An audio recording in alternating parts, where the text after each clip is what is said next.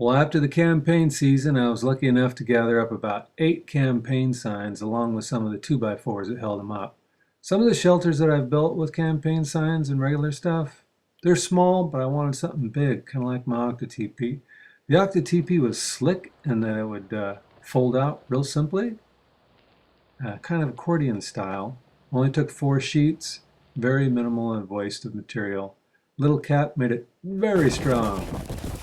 But unfortunately, it lacked a strong floor. It was just plastic. And when you stood up inside, there wasn't much room to move around in. So after playing around with some drawings, I got out some poster board, took G.I. Joe out of retirement. We started playing around with some models. Now, unlike the Corotipi that only used 4 sheets, this actually used 6 sheets to create the sides. What do you think, Joe? You like it? Well, I think it's a piece of So here's how I made the pattern for my panels. I took a piece of wire, attached it to a board, and stretched it out, oh gosh, I don't know how far. Attached a felt pen to it, and slowly drew out an arc. So I just ran my knife down one of the flutes on this panel where I made my little arc.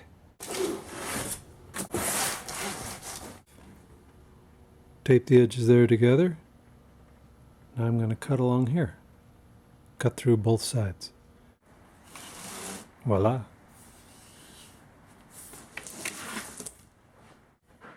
This pie section was then used as my template to cut out all the other panels. I just clamped it down around my razor knife down the pattern edge. Yeah, it worked out pretty good. I feel it's always good to roughen up the coroplast before applying tape. Here I'm using 3-inch duct tape that somebody had given me. Normally, if it's not a prototype using campaign signs, I'd use a 3-inch Gorilla tape. That stuff holds real well. It's taking shape. Like the Corotipi, I created 2-inch lips on the bottom of each pie section, and here I'm installing the grommets to hold the tent stakes.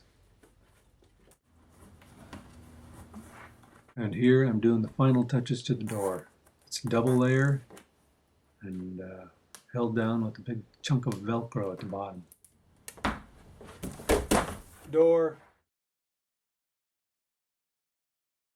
Here you can see me laying out the floor pan, drawing around the perimeter. I'll measure out 4 inches, cut that, bend 4-inch tabs up and slip those inside the shelter, give it a waterproof floor.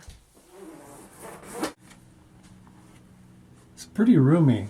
A lot more roomy than my Octa-TP. At this point I was pretty excited and I decided to cram as much crap as I could in this thing.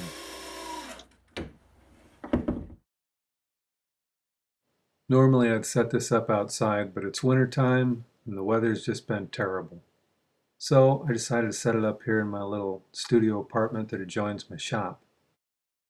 So let's go inside of this crazy little 42 square foot structure and I'll show you what I crammed in here. Look at here, we got a kitchen, a sink, stove, a bed, a cushy chair, place to put all your books, doodads. Here you see my little cooler, pantry above, Tupperware, sink, pops right in the counter there.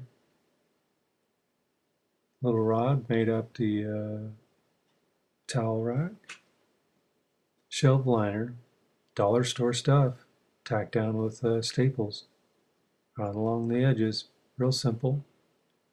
Copper tube acts as my faucet. Check this out. This is a marine fuel tank primer bulb. Voila. Running water. Cool, huh? Move it out of the way.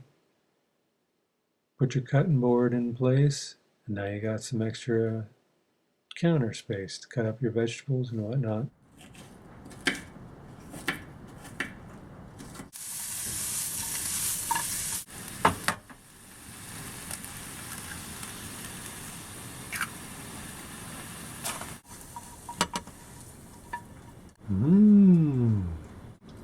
Good stuff. You gotta have your favorite books, right? And you also gotta have a place for your cosmetics, your tools, and your little miscellaneous drawer. Here are a few more miscellaneous drawers. Like I said, I got a lot of crap stashed in this little place. Well, I don't have a toilet, but I do have a pee jug. The bed is tight, but still plenty of room for me to move around. I raised it so there'd be plenty storage underneath. I also used a 3-inch foam pad to make sure it was extra comfortable. I had to cut it out a little bit to fit the structure. Here in the little corner, it's kind of like a nightstand. What's that, you ask? Why, it's a bathtub. Set it up on the floor. Take your solar shower bag, put it up there on the counter. Sit down in your little sitz bath and get clean. On this model, I'm envisioning no electricity, but here you can see I've got light. How do I do that, you may ask? Flashlight. Just with a little piece of coroplast, I was able to make this handy little holder. Not only do these two plexiglass windows shed some light in here, but they give you a good illusion of spaciousness in the small structure. I even used the original cutout as a shade for the window. So there it is, the little tour of my hexagon corodome. I don't know what you want to call it. Here I'm showing you a home. One sheet of plywood did all the shelving and the bed, but you can make it an office, whatever you want. It's a cool little structure. Food for thought, everybody. Thanks for watching, and again, have a great day. Bye-bye.